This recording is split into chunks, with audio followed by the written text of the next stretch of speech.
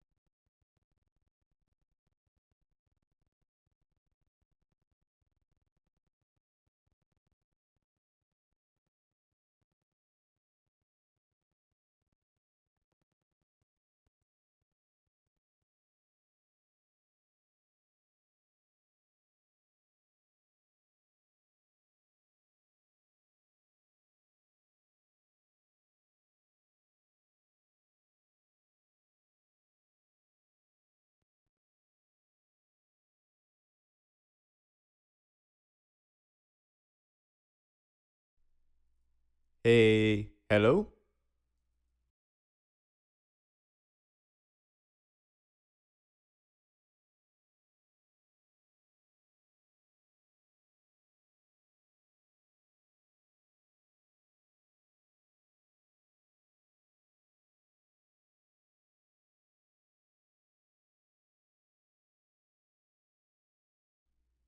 Hey, hey, hey,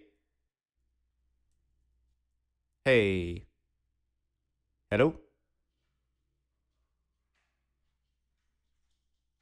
Hello. Hello. Is that working? Oh, that's not even.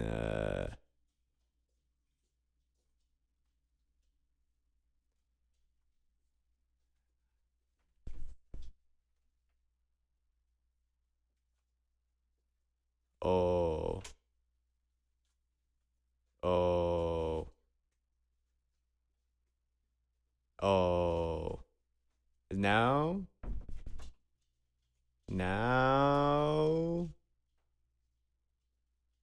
now. Hello? Hello? Hello? Hello? Hello?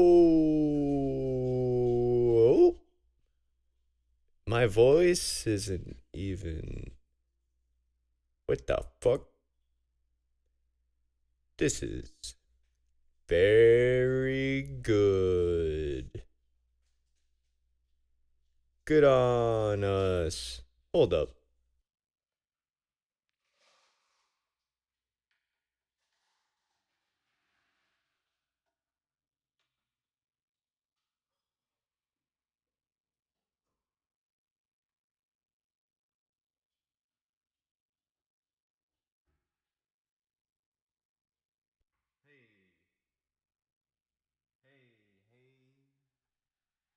Hey, hey, hey. Hey. Oh, is that working? Oh, I see your voice. Um,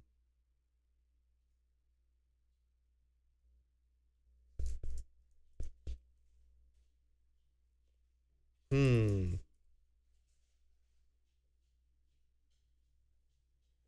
Oh, I can't hear you. Oh, God.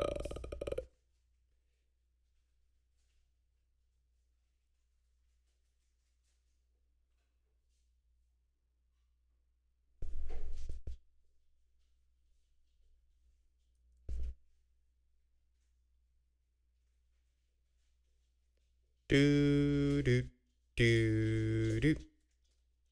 No, I see your mic lighting up. It might be on my end, maybe. Bye bye.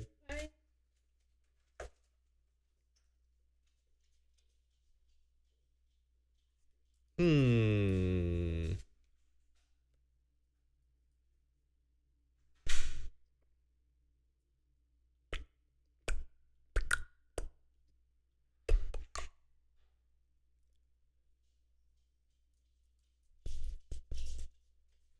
Boo, bop, boo, beep, boo.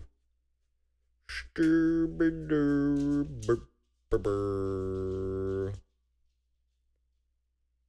Um. Wait, do you hear me coming through? Oh. Huh.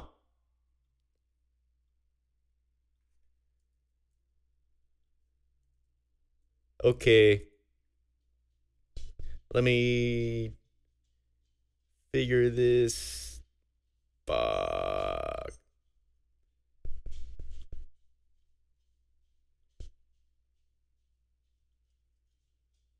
Um. How about now? Huh.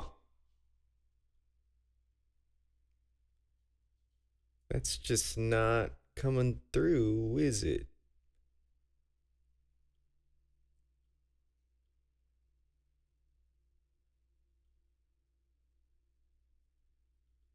How about now?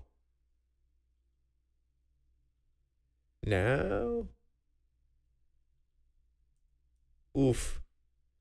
Oof. Oh. Yeah. The playback device in Discord sometimes is messed up. Um. Hmm.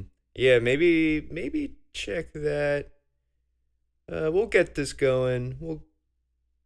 We'll get this going soon. I have a feeling we're almost there. Uh, output. Okay. So on my end, you're sending out to that sound flower, and then that's going to the. Oh shit! I created a feedback loop. That's always fun. Sorry about that. Okay. Hey, oh no. Hey, Noah, can you hop? Oh no, wasn't working for you. Hmm. Hmm.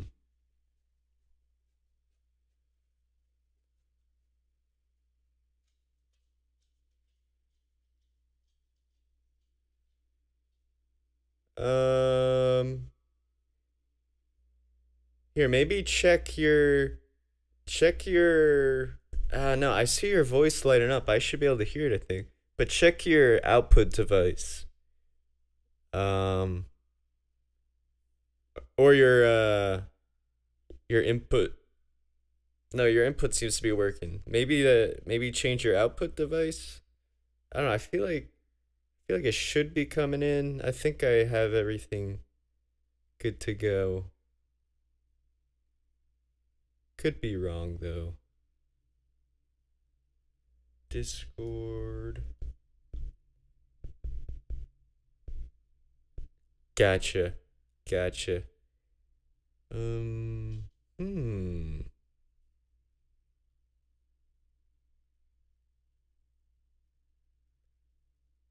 Hmm.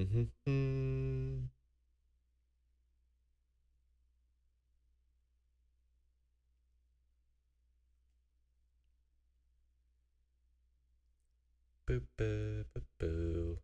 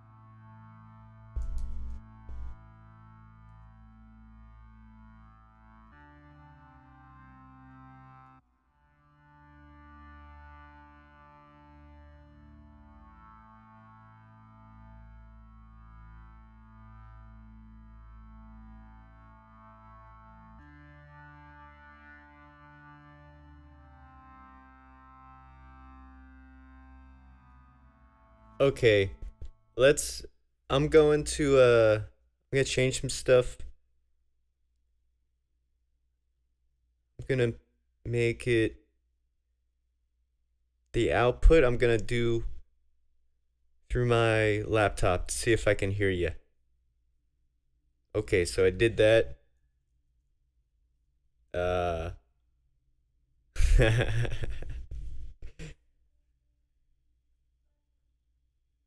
Hello. Uh. Oh, I hear you. Okay, so it is working. I can hear you through my computer speakers.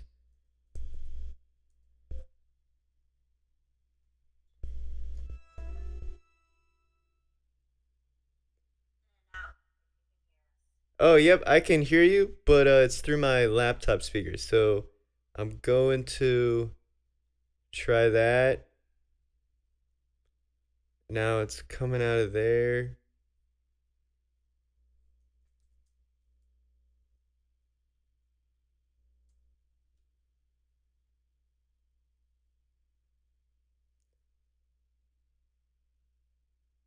Why can't I hear that?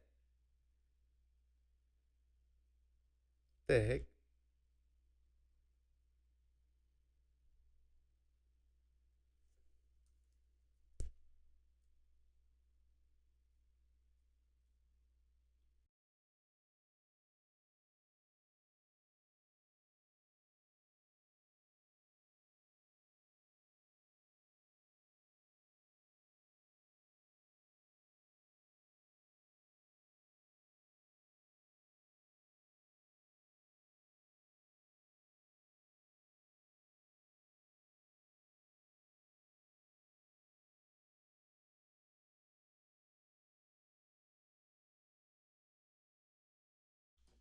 Okay. Oh, how is? Oh, how is now? How is this working?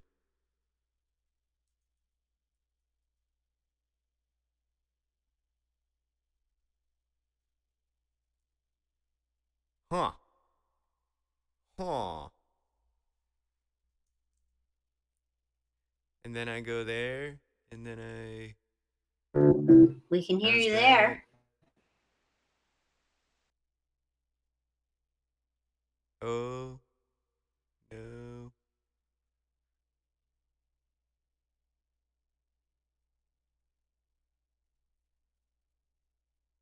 Huh? Okay, we can make this real lo-fi. Yeah, let's make. Okay, this is gonna be super lo-fi episode. I'm gonna mic up my my laptop speaker. It's it's not the definitely not the best thing we could do in this situation. Probably. I don't know any other way right now. Okay.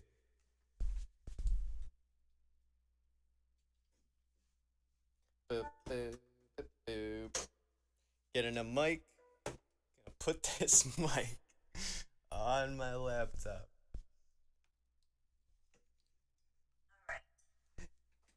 Okay.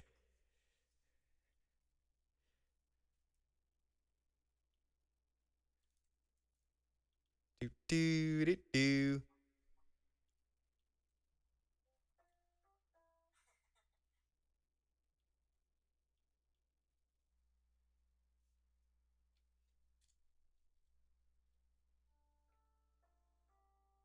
Oh,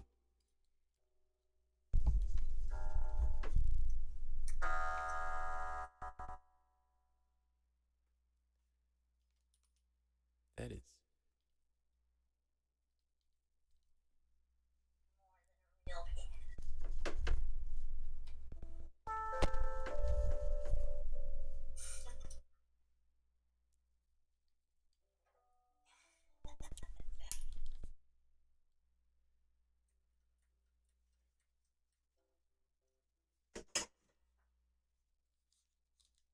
Oh,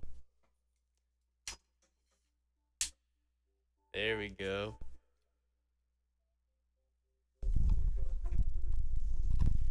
All right. Okay. We're getting you. We're getting you. Uh, I think here. How's it going?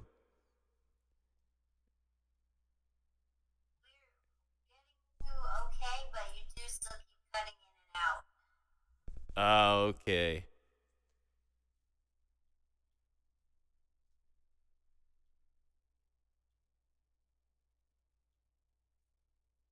Shut this one down, Cool. but Well, well, I can hear you pretty good. So I'm just like cutting in and out basically. yeah. Oh man. Is can you understand sort of the full sentence, or is it like pretty is it hard to get the whole thing? We get. I feel like we get most of you, and maybe a word or two drops out. Okay. Cool. I don't know. You want to roll with it, see how it goes? Yeah, I guess let's try and see what happens. Cool. Cool. All right. Alrighty. Uh, cool. I think we're starting now. Oh, I made you guys. I first off, there you are. You're on the screen. I don't know if you have the video up, but now you're in GIF form, on the screen. Uh, cool. I made you an intro too. You ready? I hope you like it. Here we go.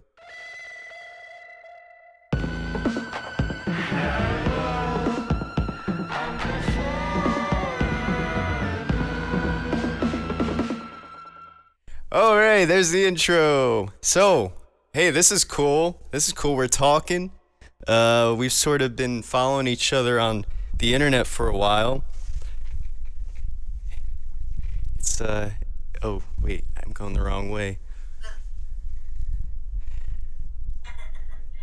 So, oh, for the people watching, this is the team. Hello, Uncle Foreigner. You guys vlog in China. Super cool stuff. I love the stuff you do. Um, yeah, Peter and Emily. Peter and Emily from Hello, Uncle Foreigner. Oh, cool. Cool. We got some music.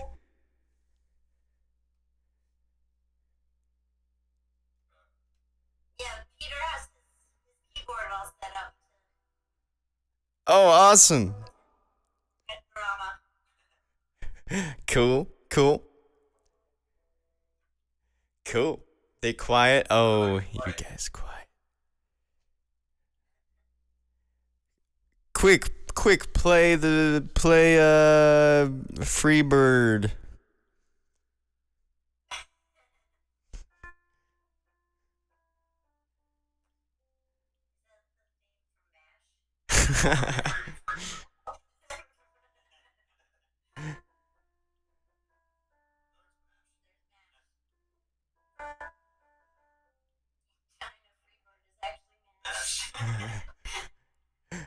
Oh. Wait, so when did you guys move out to China? So we are actually about to celebrate our 8th anniversary in China at the end of the month. So we've been living here for 8 years. Oh, wow, that's awesome. That's a long time. Well, I guess not a long time, but a long time in I guess retrospect, I guess. So I was Yeah, I mean, when we moved here, we did expect to stay for a long time. So it's a surprise, but it is like it's a good chunk of time. Where it's weird to go home. Yeah. Oh, did you guys head back to the States at some point? I just went over the summer, but Peter. I've only been there once. Oh yeah. You've been 3 times. Oh, well, that's cool. Are you guys from the Northeast as well? I remember some comment on a video a while ago about some Northeast I don't know, reference or something like that. Yeah, well, we New York City. But I lived in New York and Long Island pretty much my whole life until I lived in China. Oh, wow. Yeah. And Peter, where are you from? I'm from Massachusetts. I saw you were in New Haven. I think is maybe what I was commenting on. Yeah. Haven for a bunch of years. Yeah. Actually, I'm in Boston right now. That's pretty cool. Where in Mass? Whereabouts in Mass? In Western Mass, out towards Northampton. Okay, cool. Cool, Is that cool. right? Very nice. Oh, I did do some preparation for this. I was doing some some reading up uh trying to think of good questions. I was wondering I saw some stuff about like your background, your um media background. Could we talk about that maybe? Where are you guys coming from with your content and with your vlog? So, both worked in a newspaper in New York City. Peter was in the art department, and I was a writer in the so never hard news, but some kind of journalism. And You did a lot of music reviews, art reviews for shows. yeah, and so when we moved to China, this was I guess you had been watching. There were some China YouTube vlogs at the time in like 2011, but it really still was like the age of the blog, and so Yeah, I think we arrived here kind of at the death of the blog, yeah, the beginning of the blog. and so just like to keep up with my friends and family, I was like, well, I'll write about our stuff on the blog. Then we'll have for us too a kind of a record of our things here. 6 months in, I pitched a story to a website called The Hairpin, which was part of the All Network at the time. Mhm. They rejected my piece, and then later I was like, yeah, they should have. But that kind of like put the fire in us to turn the blog from just kind of a glorified diary into like kind of pushing with the aim of making money, but that like it would be more researched and written through pieces that like we would discuss and edit together, rather than just like a flow of consciousness diary. The article that you submitted was what they wanted was a how-to, a very vloggy, the kind of paperwork that you needed to do to move Yeah, to like China. a step by step through getting a visa. Mhm. It's not what Yeah. it was a lot more of the story of our life. Yeah, and so we kind of were inspired to just, mine our stories for. Interested is vlogging for facts. We didn't leave the world of journalism to come here and be journalists or tour guides to tell people what are all the steps that you need to do to move to China, and what do you do with your visas, and what do you do when you teach a class, and that's we're not holding anybody's hand or anything. Tell our Mhm. story. Yeah. Yeah, of to- course. To Mhm. a little more personally, because that's paper. So part of it was I got to like write about all these cool bands, write about these books I liked, write about stuff I was passionate about. But another part of my job was something called service journalism, which is much more like a restaurant you can go to, which is not as fulfilling. And so to come to China and then like to recreate the service journalism aspect for if I was working working for myself, and so, but it was like, well, I'm just gonna only write things I'm passionate about, and I'm not passionate about giving anyone instructions for anything. Especially when you got paid in New York City. Yeah, I'm not gonna do it for free here. Yeah. I mean, they would have if they had accepted my article. They would have paid me. Oh well, yeah. But for us, yeah. For our YouTube, what we write, not necessarily for like, if you're going to such and such place in such and such province, you should stay at this hostel because it only costs this amount and you can get eggs at a certain time of the morning. And Yeah. And you moved a couple times in China at this point, right? Yeah, well, we're in a city called Luzhou, which is in Sichuan province, which is really southwest of the country, almost the center of the country. But far away from the big bustling east. Yeah, and so just by chance, this is where we had a friend of a friend who worked here, and so we came Joe. And then after a couple years, we kind of hubristically thought, like, we got this city. Let's try another one. And so we moved even further west. Get there, so we moved back to our original city. So we've moved twice, but we've only lived in 2 cities. Yeah. The city itself, it is a city. The place we moved to was a tourist town. It's beautiful, and it's like at the base of the Himalayas, but it's out in the middle of nowhere, and the town itself is kind of a hedonistic hippie world of like it's hard to describe, but West kind of living. Okay. It's kind of hard to make money. It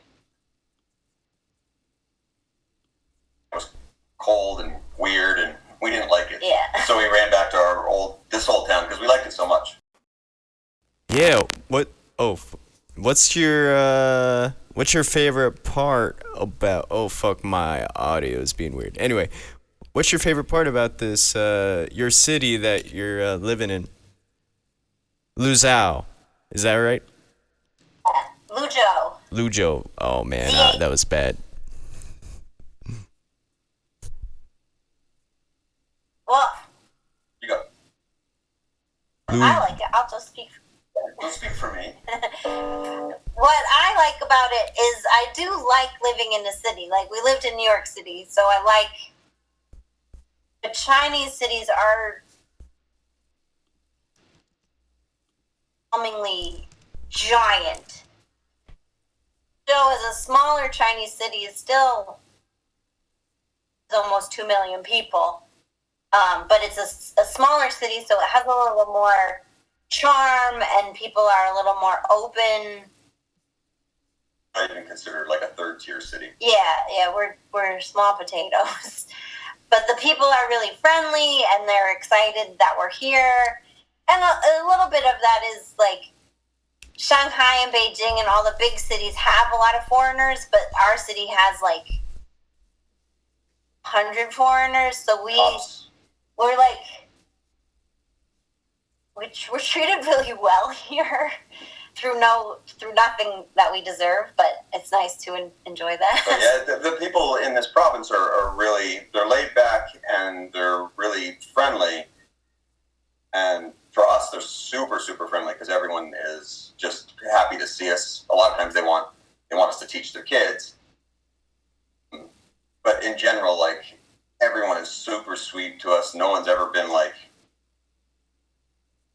angry at us or like, and we've been here long enough now in the same city so that we know a lot of people. So it's kind of like town. Yeah. And mentioned, but that the food in Sichuan province is really, really, really good. So that's also a favorite. Arguably some of the best on the planet. Yeah. What's your favorite food? What's the best dish? This is hard because there's so many of them, and a lot of them use the same spices. But the favorite hot pot is sort of a mixture of like meats and vegetables and that you put into a giant pot full of boiling, crazy, spiced soup, basically, to marinate. Yeah, I would also say hot pot. Yeah. Because I think it's good food, but then the fact that you're cooking your food in the soup at the table is like makes the meal a fun experience. It's a communal family service. Yeah, Atmosphere. it's always a fun time to go out to hot pot.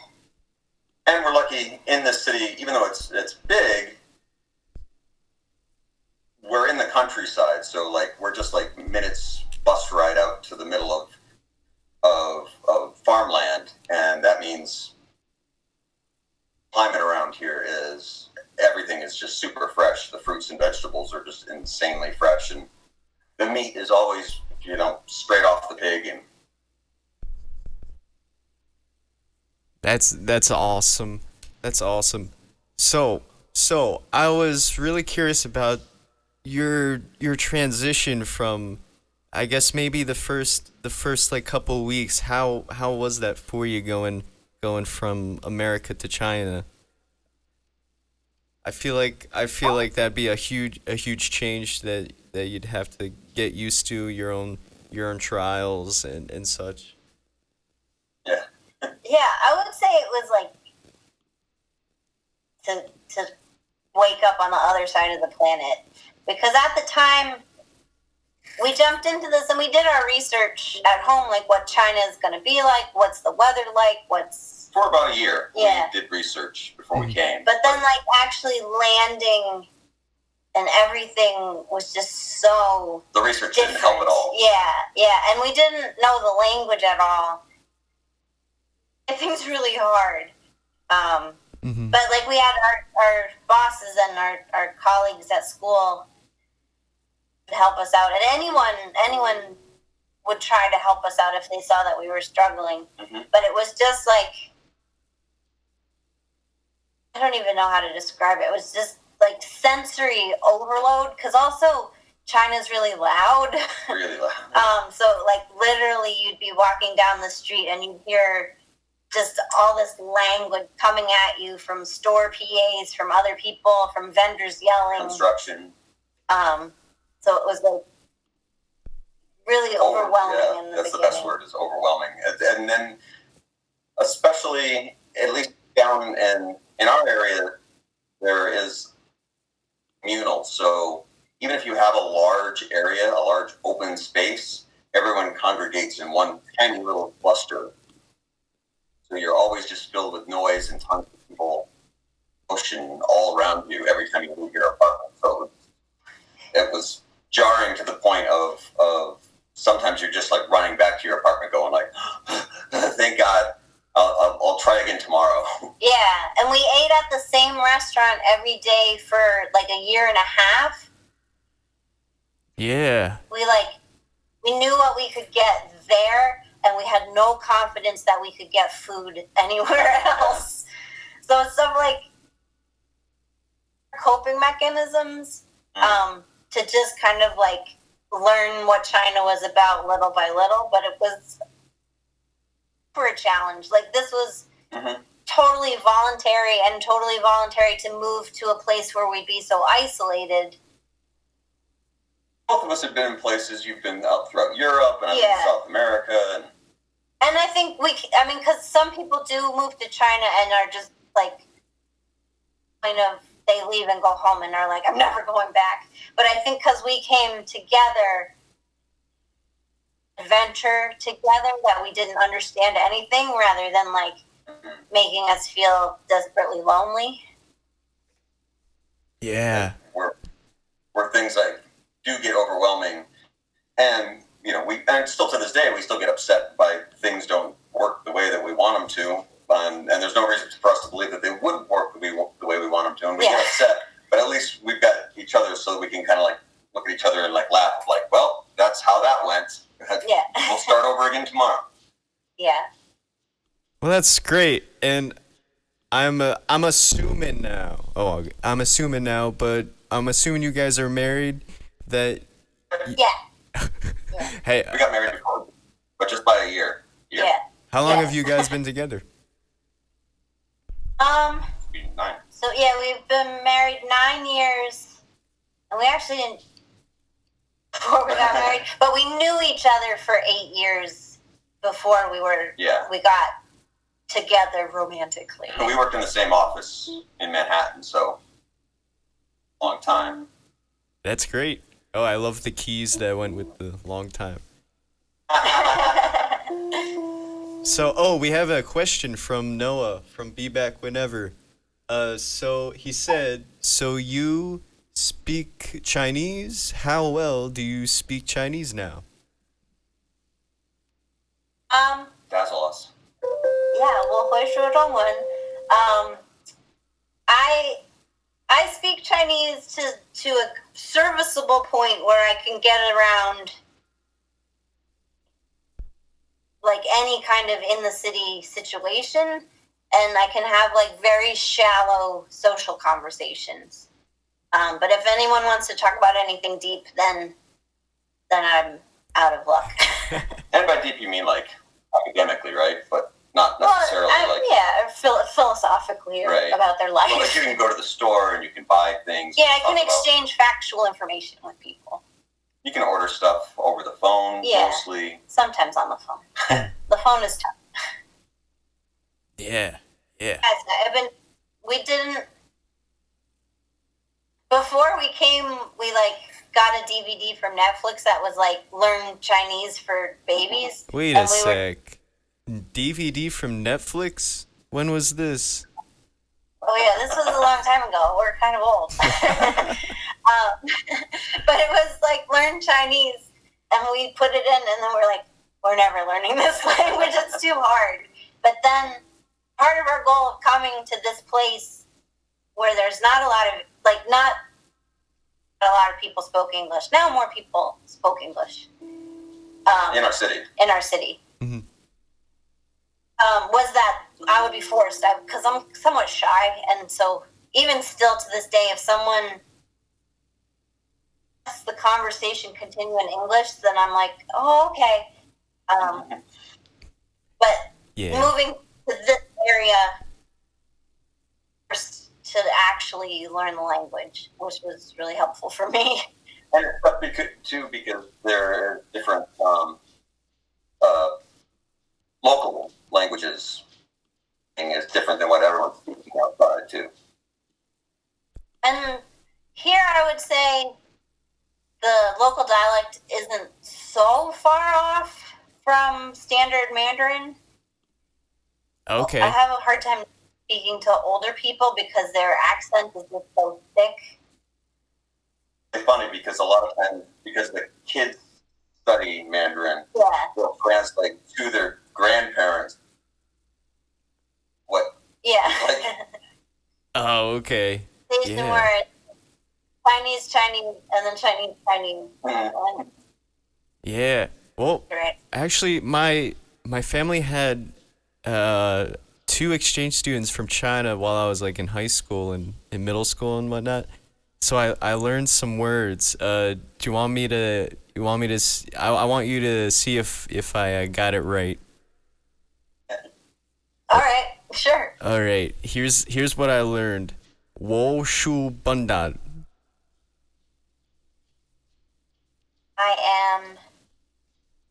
I was told it means I am stupid. I was told to say that. Wo shu bandan or something. Bandan. I think I also learned fart. Was that fampi? I learned that one. Oh, fampi. Fampi is a vocabulary word I picked up from my kindergarten students because they think it's hilarious. How is that teaching kindergarten? It's insane.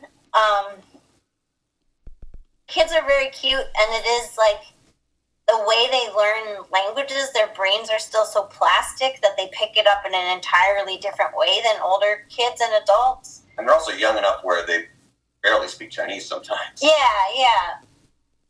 It's like really exciting, but then it is also like they're babies essentially. So there's so much more to teaching them than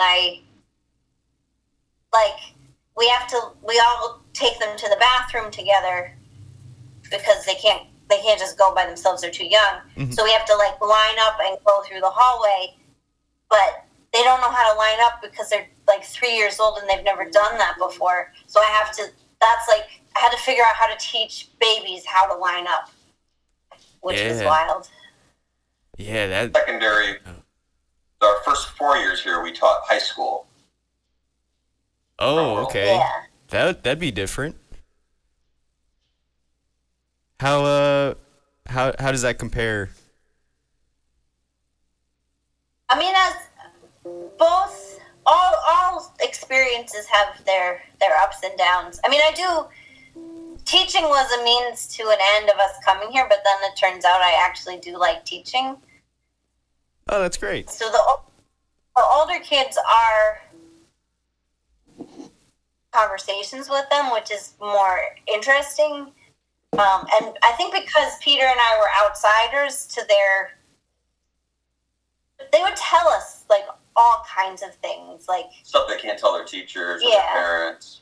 but like so they've confided in us a lot of interesting things, or they would ask us questions that maybe they didn't feel like their parents would want to answer. Close to some of them, we become like on the verge of even like call ourselves real teachers per se, because we're just kind of having fun and talking with them. So it's a little bit more like friendship than it is with their teachers, I guess. So Yeah. we would hang out with them and go to dinner with some of them, and some of them stay friends with some of them. Schools, we just Oh yeah, one of my very first students, and she just left for grad school in Alabama, and so she was asking me all kinds of questions about America. So it's like what 5 years later, 6 years later, Yeah. like we're on Facebook with her, and she's like, "Oh, it's kind of scary over here." Yeah. That's the Yeah. positive of high school.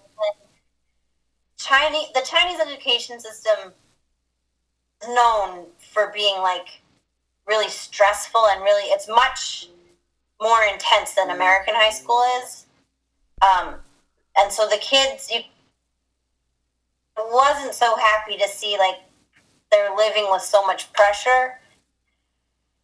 Live with that pressure and like really succumb to all that stress, or they drop out completely and they have no use for school. Like we had first grade of high school, which is the point at which compulsory education, you don't have to finish high school in China. You just have to make it to the first year of high school. And at the winter break, out to just go home and work on factories or in the farm. It was really sad. Yeah. Yeah. Although That's they were, crazy. I don't know, they were like, want to go work in a factory, but it was just, I don't know, it was weird. Well, we don't really have a lot of factories in our area. Like it's more than anything, but like, Yeah. and it's not But necessarily that's still people all want to go. over, like, Yeah, and it's not necessarily they want to go farm. They might just get a job at McDonald's or something. that's true. We do have a couple of McDonald's. Yeah. How's the McDonald's in China? Almost the same. Almost the same. They put more of an emphasis on chicken than hamburgers because that's just what's popular here.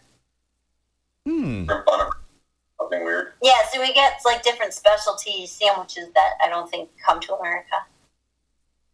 That's cool. Well, It tastes the same. a chicken nugget's a chicken nugget. A hamburger tastes like a hamburger.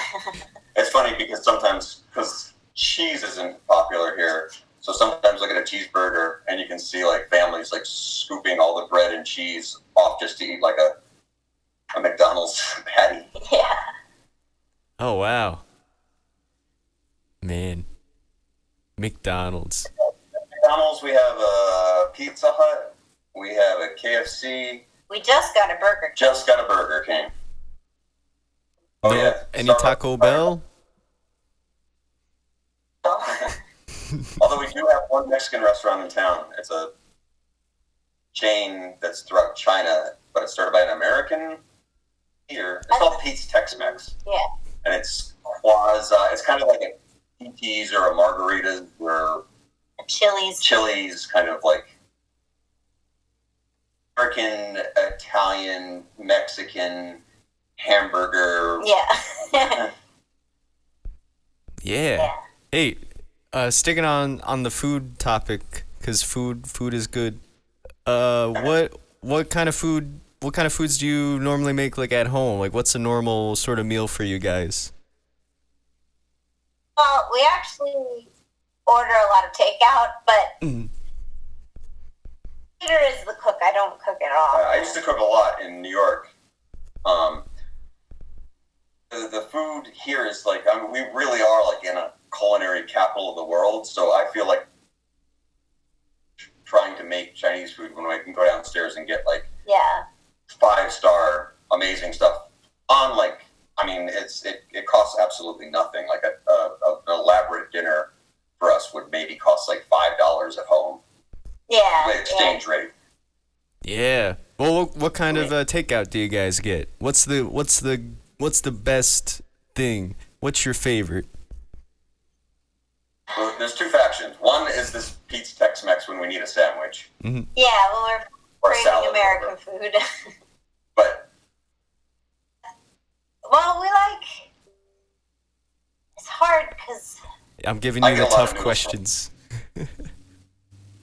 Well, I think what's awesome about Chinese food is that there is so much variety, but in another way, it's always chopped up slivers of meat and vegetables together. And a lot of, in Sichuan, we specialize in maybe the hottest food on the planet. In particular, there's this thing, this little peppercorn that it's hard to describe because it's not spicy. Like, we have the red hot peppers, which are insane, they'll kill you. And then we have these little peppercorns, which make your entire face numb. So it burns your face off, and then it numbs your face, and it leaves you like with this really trippy, weird feeling. Yeah. And everything, including the ice cream that we had for dessert tonight, has this weird mouth-numbing flavor to it. Oh, wow. Ice cream, and when we ordered it, that's spicy, right? And we're like, yeah, we want to try that. I mean, because we've never seen that before. No. A dessert that's so spicy. And then it was spicy. Mouth-numbing flavor it's weird. And it wasn't even barely ice cream. It was like ice shavings that had chili pepper and mouth-numbing. Yeah. But I would say to get back to our favorite meal, our favorite restaurant that we go pretty regularly, we call pork rib, because their specialty dish is this giant pork rib. They serve to you in a shovel, and then they put all these like delicious spices and bean paste and that sounds amazing. It's so good. It's cooked that it's so like juicy and falling off the bone that sticks, but that's all that we need, and so we can just like pick the meat off the bone, and it's really, really good. Pretty insane. And the restaurant itself, it's like a huge, giant, but it's also like done in this kitschy kind of, well, our friend calls them kung fu restaurants because it's all like fake wooden stuff, and people have like, have these like fake kung fu costumes on, and it's always filled with, like, it's a very popular restaurant, so it's big families and big parties will go there, and it's a riotous, yelling, screaming, fun, exciting. That's great. I love food. That food sounds amazing. Is there a lot of street food? Yeah. That's all spicy too. Yeah, everything is spicy. Getting anything, if you ask, can we have it not spicy? They'll say, oh yeah, we won't put any spice on it. And then it's just a little spicy. Yeah, or a lot spicy. It's just not insane spicy. Getting a little spicy is almost impossible. And there's a real big like barbecue culture. Hot dogs and hamburgers, like I think of barbecues, but it's just like and skewered vegetables and even tofu, and then they just throw it on the grill and paint they put it on these little sticks. Spice sauce on it. They put it on the little sticks, and you kind of buy them by the stick, like a penny a stick, and then they just put them all across the barbecue and flame up. And some places are actual restaurants, but a lot of those places are just like a grill outside with some tables. Really popular, especially late night after you've been drinking, to go get some shao kao barbecue. Yeah. That's a lot of fun. What kind of alcohol do you guys drink? Is there a big difference between America and China? But they have this thing called wine. They call it wine, but it's basically just gasoline. Ah. It's so horrible. It's like a fermented that really just takes. It's beyond rubbing alcohol. It has. Well, the flavor they prefer is like this really oxidized, sharply sweet berry taste, and it's so strong. Very famous town, one of the largest, most famous manufacturers for the best wines is in the center of our. That's the only thing our town is famous for. Is it Alec City, I think. Yeah. And so there's like a museum downtown for it and everything, but it's. I've yet to meet an American or Western, for that matter, that is just like, I love this. Yeah. Yeah. Hey. To sort of transition a bit towards music, just because this is sort of a music show, and you guys do a lot of music with Western Toilet, and how would you? Well, I love what you do. I want to say it's pretty jazzy a lot of the time. So what kind of influences your musical choices? I do a lot of the music, and we're trying to incorporate. Emily's a singer, Oh, and great. so we're just kind of into doing more music.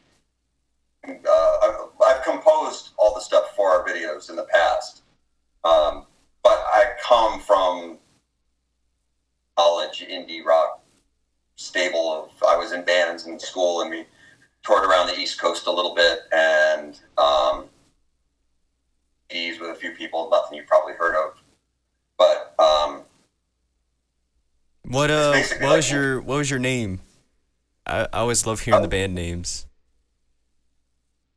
Let's see. I had a couple different band names for myself that was my music. The only name, though, and it's still around, called Mystics Anonymous, and they're out of Western Massachusetts. They're still playing. They might even be playing like this weekend or something. Right now, they might be playing an hour or two away from you. Oh, I'm gonna write it down. Mystics Anonymous. Yeah, they're And, great. What else? He's an old friend of mine from college. We were in a band for quite a while, and it's his band, Jeff Stebla. And he's pretty big in the Western Mass scene. They've been playing there for years, and they're integrated in a whole bunch of other bands throughout. I don't know if you know Northampton. I've probably traveled by it. That's all I know. There's a big music scene out there. That's like where like Pixies and Sonic Youth was there, Dinosaur Jr. So like it's a big indie scene in Western Mass. Sort of like an off run from Boston, I guess, where I came from. Yeah, that's awesome. Hey, we should definitely do a collab. We should definitely set that up. A music collaboration. Of course, definitely. That'd be great. Hey, music. Is there what's your favorite I don't want to say like favorite artist, that's always a hard question. But is there like a musician or band or a couple bands you go to listen to? Both of you. You go first. Oh, I don't have a ready answer. You go first. My ready answer is always Zappa. Oh yeah. And beyond that, XTC, Tom Waits, Elvis Costello are like like some of my big ones. That's awesome. As Awesome. general, music. like, yeah, I just go with Zappa. Oh yeah. Oh yeah. I remember Hot guess- Rats. I was into that for a while. Hot Rats is good. Well, that's like the classic, isn't it? That's what everyone says probably. Hot Rats. Yeah. Anyway, Emily, what's your music? I mean, I've always been a huge Pavement fan, and then Malcolmus, whatever solo album he's releasing now, I'm into it. As I get older, they say like you get stuck on the music of your teens. I feel like I'm going even further back to like before I was born, and like Elvis Costello. I mean, he was alive when I was alive, but He's still alive. he's still alive and making music. But his older stuff is like where I'm like really get stuck on. And you're really fixated on Steely Dan lately. Oh yeah, Steely Dan is like get enough. Oh yeah, Steely Dan. That's good stuff. Yeah. I'm trying to learn to play. I play a little ukulele, not for public consumption, just because I like it. And I keep trying to pick out Steely Dan songs I could play on the ukulele, and you can't. There's not enough. There's not enough fingers. strings on the Yeah. But it's fun to try. Yeah, that's great. So we what were- does the what are you saying? We listen to the indie rock, I guess, would probably be where we feel most comfortable with. But we're really into like a lot of like hardcore jazz and classical and stuff. Like there's a lot of different influences that are pretty deep. I mean, we're kind of music nerds. I mean, you've spent years and years like interviewing like the cream of the crop of people coming through New York City, like in all different kinds of venues. So What was that like?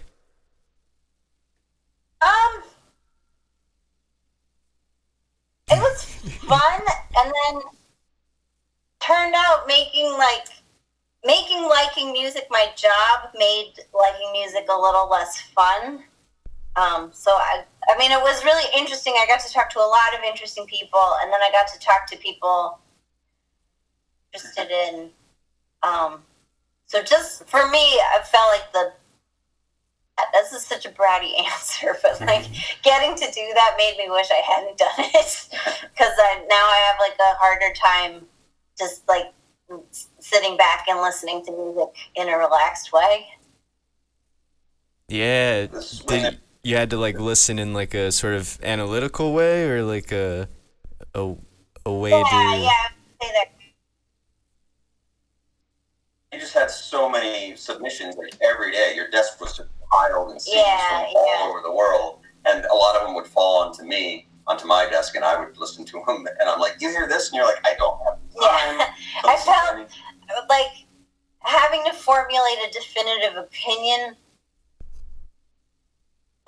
All these different bands, I don't know, was exhausting. I would much rather just like let it be experiential and feel it in the moment.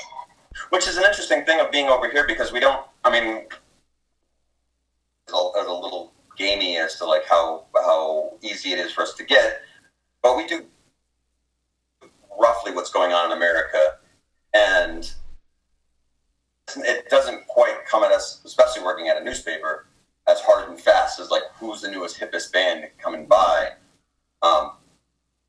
And to stand out, because we're not inundated by like Taylor Swift every day unless we go to the mall or something, but like it's not what's actually happening that's cool. We kind of have to do a little bit more research for. So it's the filter's like way different than living in America. Is there a music scene like where you are? Are there like live shows going on? Not in our city, but the city a little bit to the north of us, like 3 hours north, Chengdu. A pretty, for China, rap scene a couple years You ago. might know with the Higher Brothers. The Higher Brothers. They tried to cross over into America. Did it work? I don't think so. I Well, think they they had. did a couple of big festival shows and stuff last year or the year before, I think. Did they? Yeah, they made it over there, I think. That's Maybe great. they did. Yeah. Well, that's cool. So, what is the future like for you guys? What I know that's I guess a big question. What's your 5 year, what do you see yourself in 5 years? What's that 5 year goal? That's Sorry, we just glitched out because our internet. Oh, that's all good. I sort of figured it did. I was trying to play it off. Hey, and it worked sort of. what's your So, plan?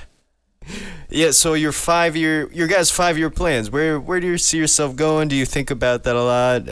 Are you living in the moment? What is that like for you? Well, we just embarked on the project of we want to write a mini series about our life. Can produce it and film it and distribute it within China or within. I would say up to this point, we were kind of floating around, Yeah, just kind of doing yeah. blogs, and then we were playing with blogs. But this year, we sort of buckled into a movie. Yeah. And the benefit of moving here is that, because I don't teach anymore, and Emily teaches how many hours a week? 20 hours a week. About 20 hours Yeah. a week. And she gets paid way enough for us to live like on the 28th floor of a pretty. And we still have plenty of money and time to buy equipment and live a nice life. Gives us the benefit to work on.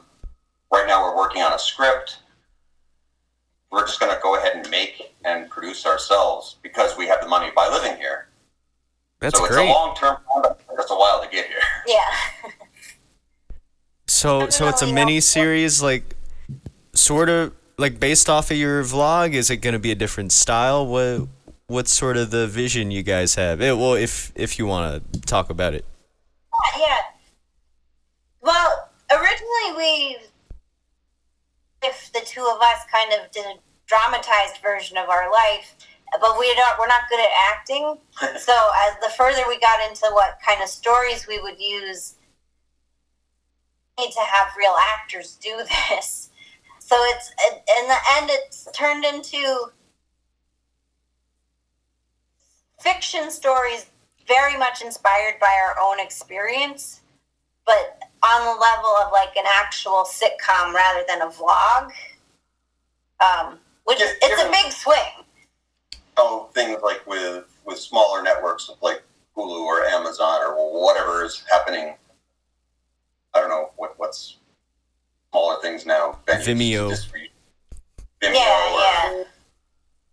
Snapchat. That we could probably get something that we can do the distribution ourselves on a small basis. And we're doing a movie, daunting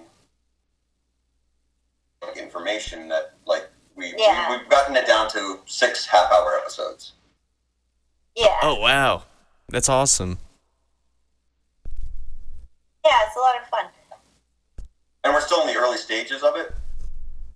What we're doing with our vlog on YouTube is we do our Sundays. We do a talk show just between the two of us, where we discuss what it's like not only to live in China, but what is it like to learn how we're going through.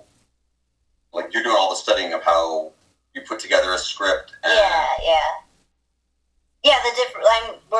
We're in development now, but so yeah, on the talk show we kind of talk about how that's progressing. So is it going to be in English? Is it going to be in Chinese?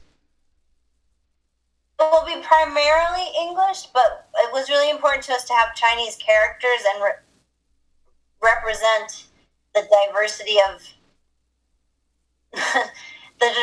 of how good Chinese people are at English. So some of those characters are going to be able to speak English, but there are a few characters who only speak Chinese. And a big part of the series too is highlighting our little city of Luzhou. Get a lot of people that our neighbors or Yeah. restaurant owners and represent the community that we found here. That's awesome. It's a realistic take. Yeah. And is there a name for it? Well, we're kind of going with a working title of Spoiled Foreigners. Nice. just decided that yesterday. Yeah, and we're not totally decided. Well, that's what we're calling our show on Sunday is China Spoilers. And then I started cutting those up into little 4 or 5 minute segments and putting those out on YouTube as Spoiled Foreigners. And then yesterday it dawned on me, that's not a bad name for a series. Yeah. But we needed to call it something because we couldn't, YouTube won't show TV series for us to get any traction, but making a movie in China, algorithm numbers on YouTube. So, but we're not making a movie, so we're calling it a movie, we're calling it a TV series. It just became frustrating. So and then even between the two of us, because we have the ongoing YouTube videos at the same time as we're writing this long-term series, the series, so we needed a name for us to talk about it too. Yeah. Yeah. That's awesome. It's super cool that you have so much content coming out. You guys really inspired me to step up my game the past couple months. Just seeing the hard work you guys put into what you do. How is that for you? How do you get so much content out on a daily basis? I would say that's a lot of it is that. Well, what we try to do now is so for on Sunday we do a show that's maybe an hour to hour and a half or so, and so we just go ahead and do that. We film that, and then I chop and release that as one thing. That just happens no matter what. Then I chop that up to. It tends to be about 14 to 20 episodes made out of that one, and that way I can farm those off to this one's about teaching, and this one's about Chinese food, or this one's about going to the mailman, or this one's about writing a script. So that just gives us 20 videos a week to put out. And then we have our other stuff, whether it's music videos or vlogs or stuff that we just kind of produce when we some kind of inspiration about some story that we might put some more effort into and go out and film and take out equipment or use the green screen or. And I think we started YouTubing about a year and a half ago, a little more then. And I'm a big organization to-do list person. Mm-hmm. So we really did put a lot of time into analyzing our workflow and seeing what's the most efficient way to get work out, and also what's the most frictionless way to get stuff out, because we choose not to do a thing today, and so we wanted to remove all the barriers that would say procrastinate and put it off tomorrow, to make it almost easier just to pick up the camera and make something now. We've taken the amount of, because neither of us are that big of equipment. We may have taken some classes on video and photography in college or something, but we're not videographers. We're a computer. I have worked in animation and being a graphic designer, so I've got some skills there. But what's the master of none kind of thing? We've dabbled. Oh yeah, jack of all trades. Jack of all trades. We've played with a bunch of different stuff, but what we did get from is working in media office situations where folder structures and daily workflows and stuff were something you just get used to. So systems where you have the camera ready to go for a certain kind of thing, so you can get in, and the story itself is some kind of way that we can script it out or don't script it and get it out of the camera into the get it over into Final Cut so that we can cut it at a certain time in a certain way, and get it over into Logic so that we can score it as fast as possible. So we have like a whole that we've from our previous life in America working for newspapers and animation and computer and stuff. Yeah. What's your art influences? You have a very distinct brand and imagery and color scheme. What's the thought behind how you approach that? I'll let you go first, because Emily, as well as music, also did. So you're well versed in art. Yeah, I mean, I would say in terms of what we do, I do like art, but particularly I have gotten really into like, so I really like the clean sans serif lines of the font that we chosen, and just like keeping everything really clean and kind of pop art. I don't know. I went to school for art, and I've worked as a graphic designer my whole life, so I'm the one who's physically going in there and taking the photography or drawing or whatever. But Emily has everything that's done so that we have like a cohesive look, branding as to what we're doing. And most of my stuff comes from, I'm a comic book guy. One of my first real jobs was I worked for the creator of the Ninja Turtles in Massachusetts. And I was one of the senior staff graphic designers on his staff. Totally come from like all comic book stuff of like, I grew up on like old 60s reprints and stuff, but when I was working in it, it was definitely like the height of like 90s alternative comic books. I do see that coming through in the art. I definitely see the comic book influence there. Win.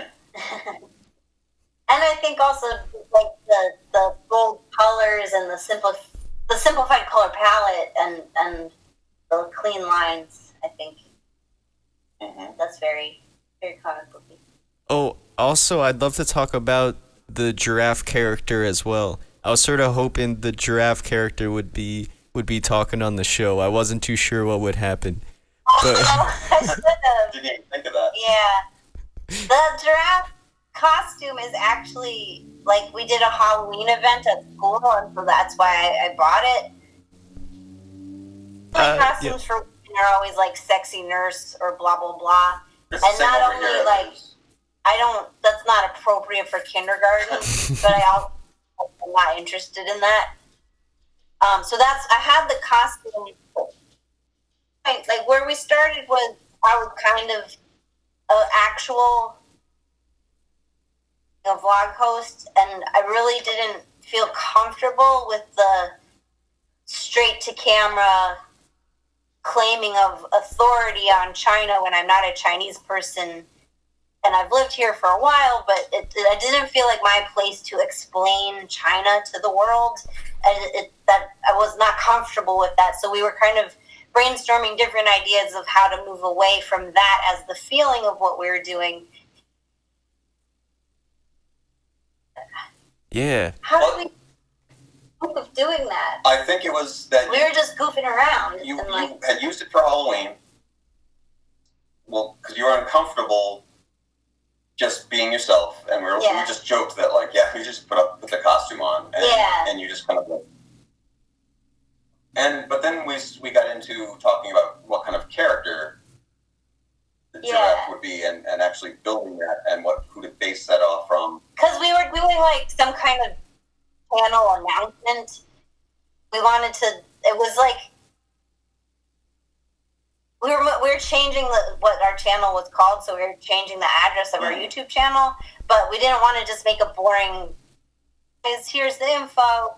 We really wanted to make this character, and the voice that I heard was kind of trepidatious it was very Rick and Morty influenced of like not sure of yourself, but just barreling ahead anyway and swallowing your words and tripping over other words. And so that's where that like nervousness idea came from. And then of your own kind of persona, because you didn't really want to be on screen, so sometimes you would, and then you kind of get nervous in the middle, and then once you put on the giraffe costume, it just became... But I could like manifest that actual anxiety into a character, which kind of took the pressure off Emily, the real person, to feel like I'm representing something I'm not, because if I'm wearing this giraffe character and speaking in this mannered way, it's clearly an act, and I feel like people can relax about. We talked a lot about like different personas of how that works in pop music, and or we talked a lot about Pee Wee Herman, or Robert Smith, or people that have put on a persona that you, or David Bowie, very much, allows you to be more of yourself by masking it into a character. Because I don't have. I'm very fine with speaking in front of people, as long as like the purpose of if it's not like teaching class, you get up in front of hundreds of kids. And that's never been a problem. But what the nervousness was of like something that I'm not by appearing to be myself, and so it was a big thing to actually invent this persona that's clearly a persona, because I don't. About YouTube, there is so much talk about like influencers and people who are selling out their own lives to, I don't know, make pennies from the YouTube affiliate program. And I'm performing and speaking in front of people, but I don't actually, I'm kind of a shy person, so I don't want to I didn't want to feel like I was opening myself to potentially tens of viewers at the time. But the giraffe let me feel like it wasn't me anymore. People wouldn't mistake that for me. Yeah. Hey, when are we gonna get Peter a character? We have a giraffe. Do you have other animal costumes? We don't have. We bypassed the costume with me, and I just started appearing in some of them with a character who is, the way we've developed him is a parody. It's a little insular into the China vlogger world. And it's not just a China vlogger world, it's the mansplainer kind of,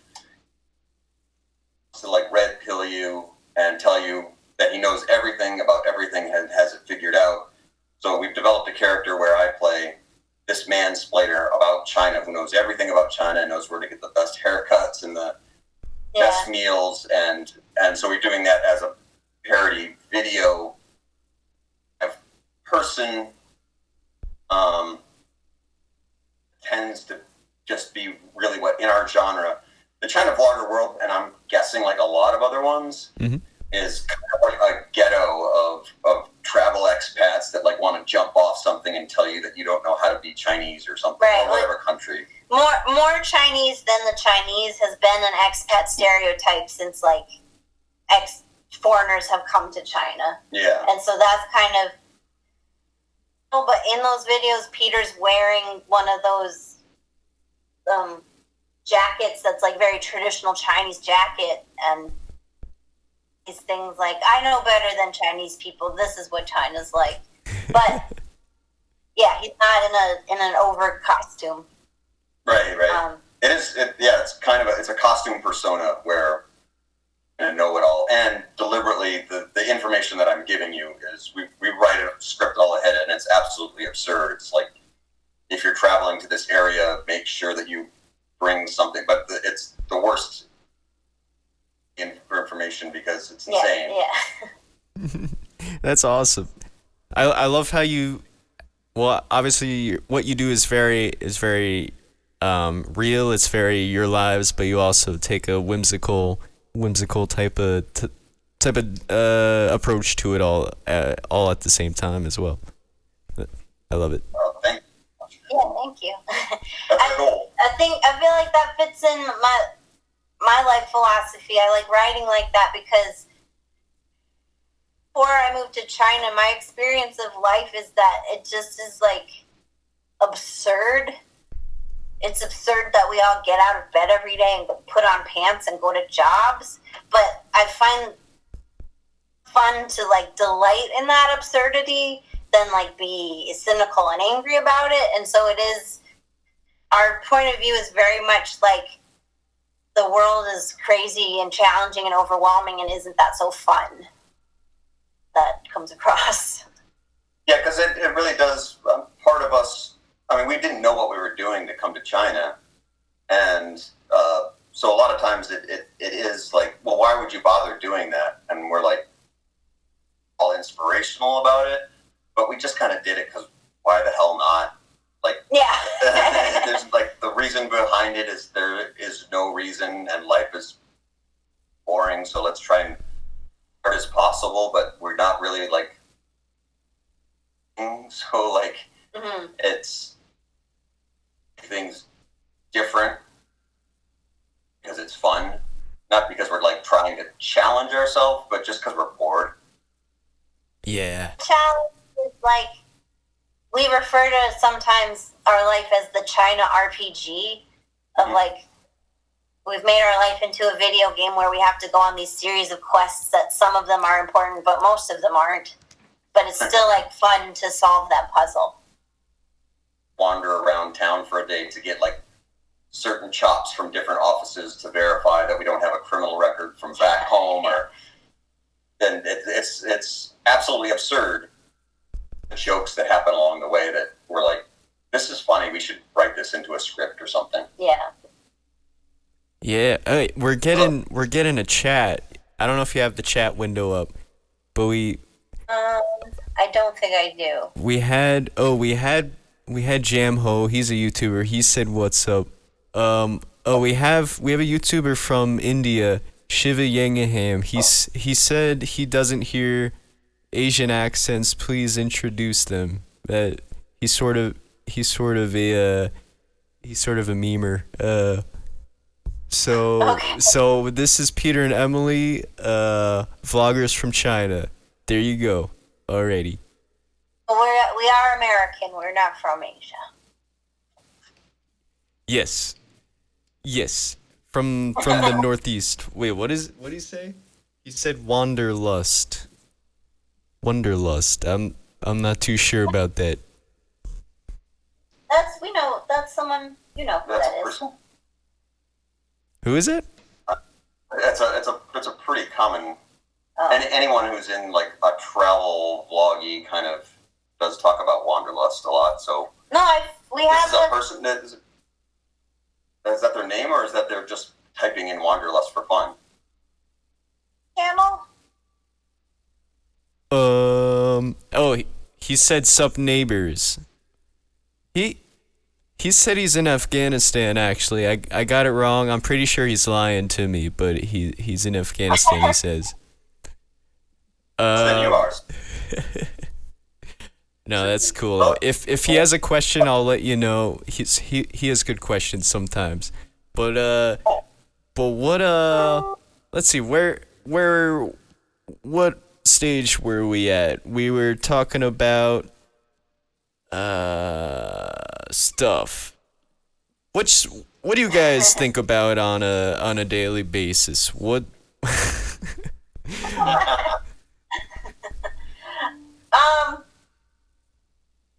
With learning Chinese, and also about, I don't know, truth, honesty. The American way. No, there's a lot of philosophy. Yeah. And a lot of communication. One thing that we were interested in before we moved here is basically how poorly, even in their own language, so a big part of moving here and not being able to communicate with people is something that we have to like, well, I mean, a lot of times if your Chinese is failing, we have to rely on body language or knowledge that we've picked up already. So it's a really interesting thing to try and figure out, how do people interact and where that goes wrong. And a lot of times for us, that's where the humor is, but also. Yeah, well, and that's where a lot of, not to get political, but I think people aren't listening to each other large scale sense, and that's causing a lot of the problems that we're seeing all over the world, All over the really. world, Yeah. Okay. Oh, here we go. Here's from Shiva Yangaham. How is the Chinese community in the States doing at the moment? Like racism, he says, and how often do you have to say you're Americans to get through borders easily? Well, we don't really go over borders very often.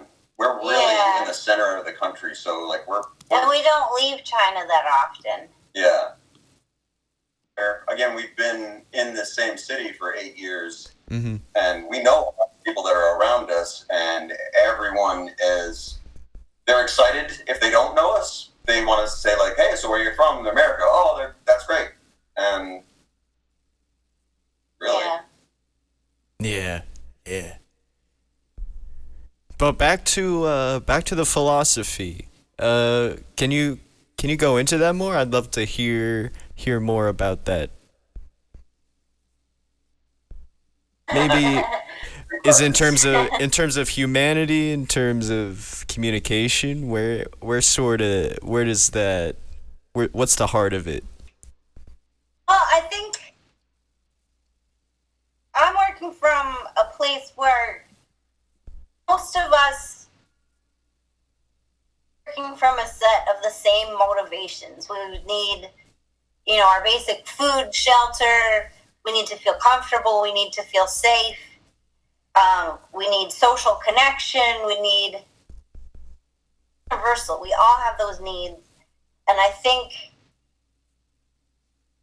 in the world are operating from a place of not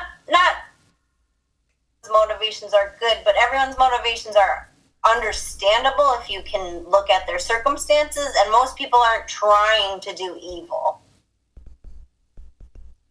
Mm-hmm. If that is the case, how do we best mobilize our systems to serve those people, but then also the small amount of people who are motivated by bad actions or motivated by bad morals and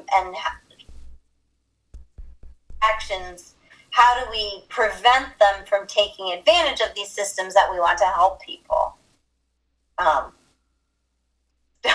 Yeah. I love that point of view. I mean, we're here for our own reasons, and some of those reasons are that we don't have to work a lot and we can make a lot of money. But as a bigger goal of what we try to do with our work is try to examine some of that communication and try to it's a little bit better for us and as an example, maybe for other people, if they look at our artwork and say like it's really stressful for us to continuously, whenever we go online every day and we look back at what our friends are looking on Facebook or the news anywhere, and we are apparently like living in an enemy state, and we're like, to us here, like you don't know what you're talking about. And if there's anything that we could do by living our life, messages that like these are just people, these are our neighbors, just like your neighbors back home, and make that connection for anybody. If there's a bigger goal to our work, also I just like to play guitar. So yeah, but also, I mean, one of my sisters is an attorney specializing in undocumented children who get caught in the system in the U.S. and tries to help them get representation, which I think is like so. She's doing the work. That's like a noble thing to do, and it's necessary. But it's also not something that we're both very sensitive. Yeah. And so I feel like my contribution is to make work that tries to promote the common humanity to all of us, even from cultures you may not understand, because that's part of part of why China instead of anywhere else is like instead of America. What's like we have like a pretty Western culture different than America, but we seem to have like more of a mutual understanding on a broad scale versus so closed off until the 80s. Don't know anything. We as a culture don't know about China, and what we do know is scary or weird. Come over here and kind of make some connections that made people back in the West in our home see that people in China are also just from those same set of needs and goals. Yeah. And, you know. Yeah, I love get that. there I love that. silly way. So, okay. It's gonna take a turn here. We're gonna have a quick drop in from Shiva Yangingham. I think he wants to talk to you. Is that cool with you guys? Sure. All right, here he is. I think he's ready to go. All right, here's Shiv for you. Hey, what's up? Can you hear me there? Hello. Well, I should say ni hao. Yeah. Yeah, so this podcast is a lot about like music and the things that revolve around it. So I had like a simple question. Can you hear me fine? Okay, so the question is like, when you go to new communities and you go to new states, meet new people, what are the key things that help you like build them as like a community or like get involved in a community? Because that's one thing that a lot of people struggle with, especially people who are not like natives or like in a country that might not exactly be their home state. So what's like the key thing to keep in mind when you're like getting in a community and getting people to recognize you? Yeah, that's a really good question. And both of us are kind of shy people, so it is like go into a new community. I think for me personally, my strategy is to kind of I spend a lot of time looking around and listening, and also be willing to make myself a fool to kind of putting yourself out there is a scary thing, but there's a way to do it. Appreciate that that's a scary thing, and so as long as you're trying, a big goofy smile, it's stupid, but it helps a lot, and extend your friendship. Oh yeah, That's so cheesy. It sounds totally cheesy, but yeah, it is a lot of like. Don't enter in situations where you are going to act like you know the way things are supposed to work. Like we don't know anything. We're babies here. So yeah. we like landed here like going like, we'll listen to anything that anyone says, and without being naive. I mean, we're from New York City, so we're not like getting in any weird taxi cabs. But it turns out the taxi cabs are also very nice here too. So like, yeah. It's just about like whatever is. Yeah. I think the key word there was like, I'm from New York City. I think that's the first thing to get. Live in New York City, get the experience of how people can be. Then you're like free to.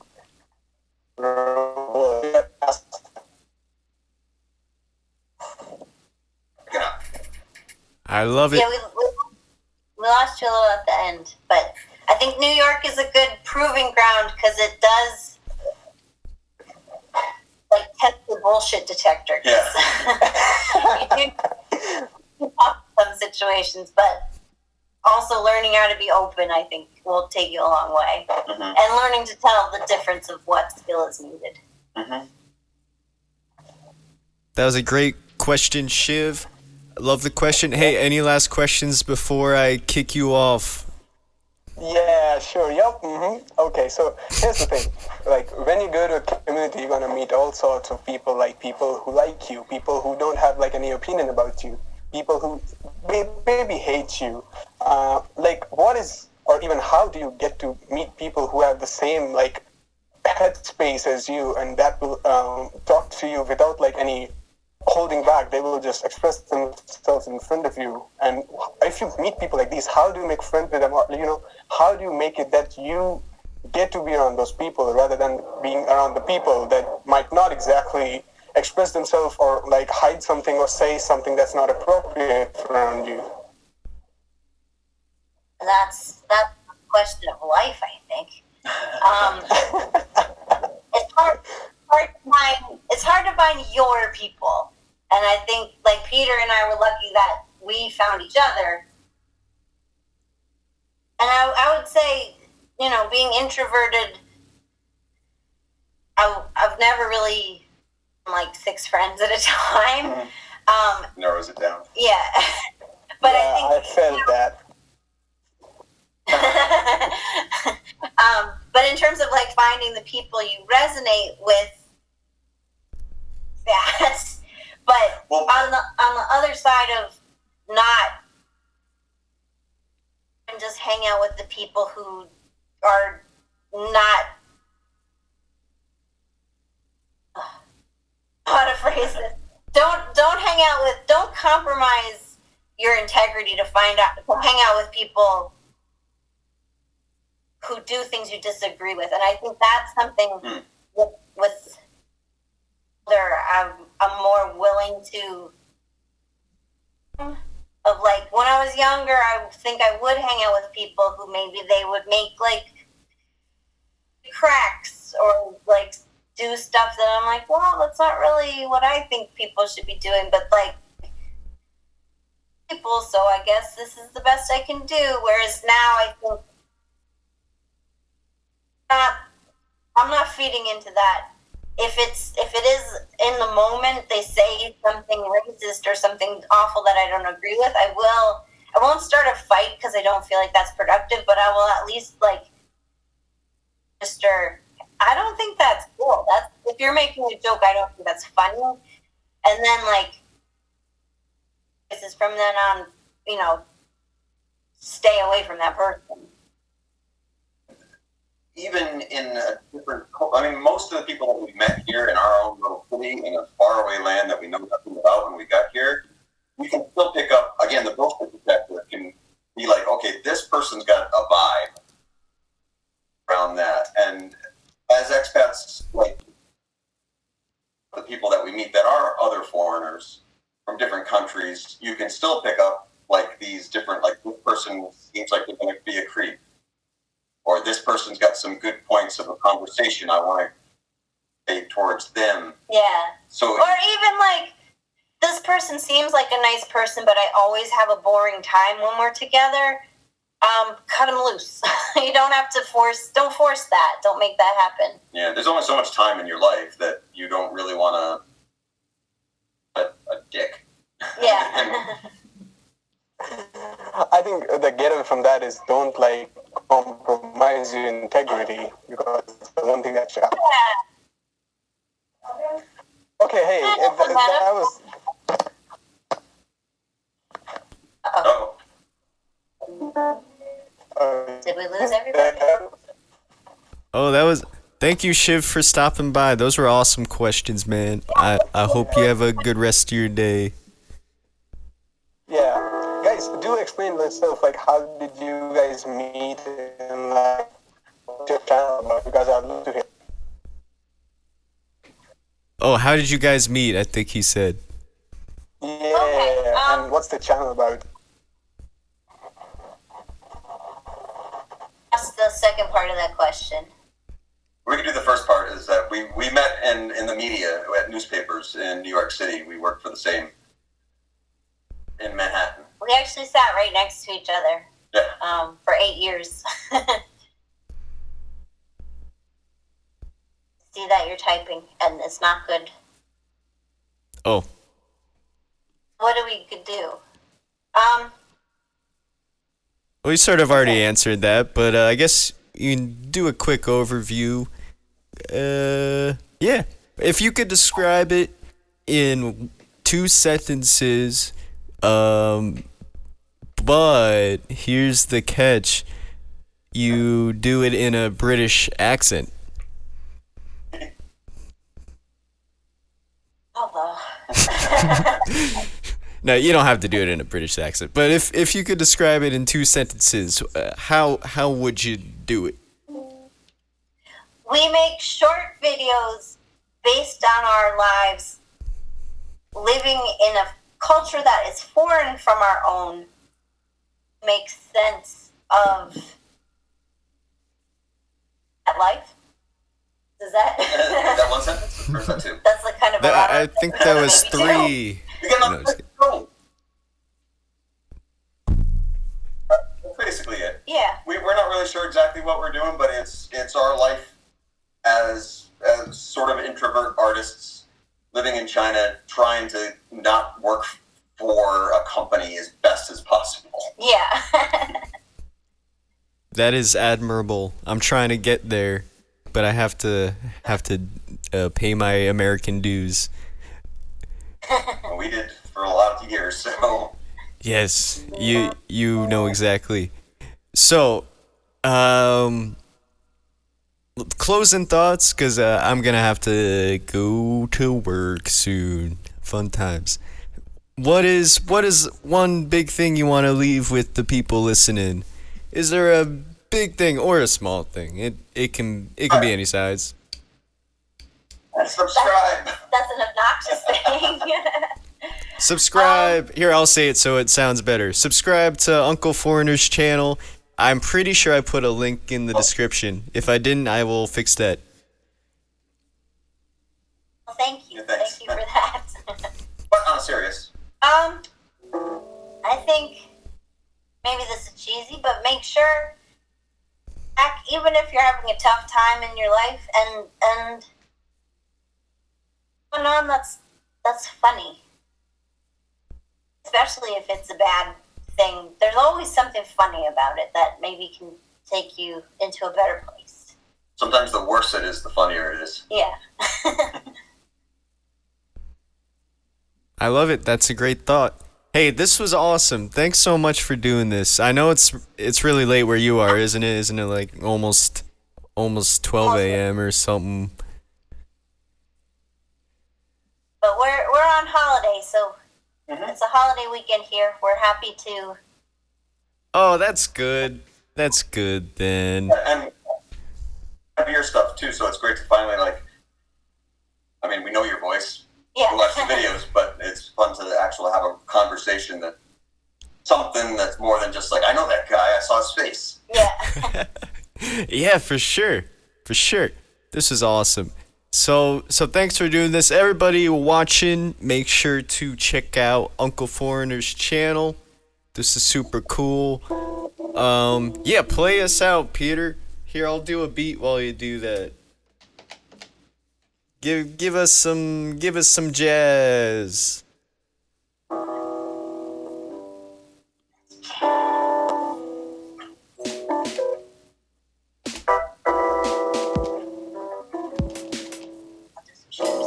Yeah.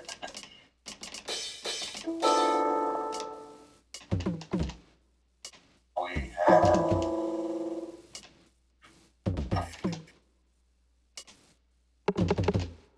Love it. Love it. Alrighty. Gotta sign this off. Have a good night.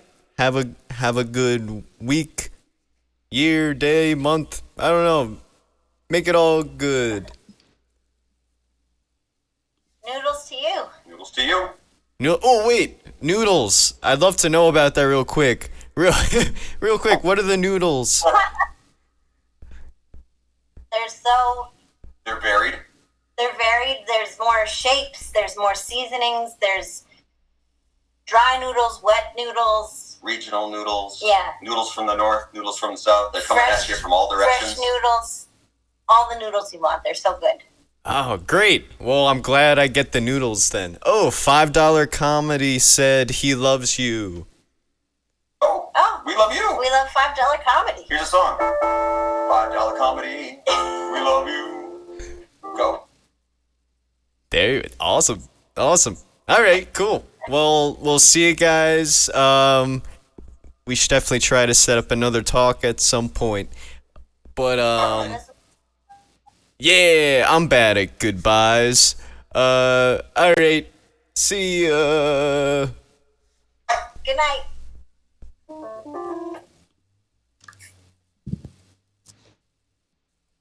Okay. See ya, viewers.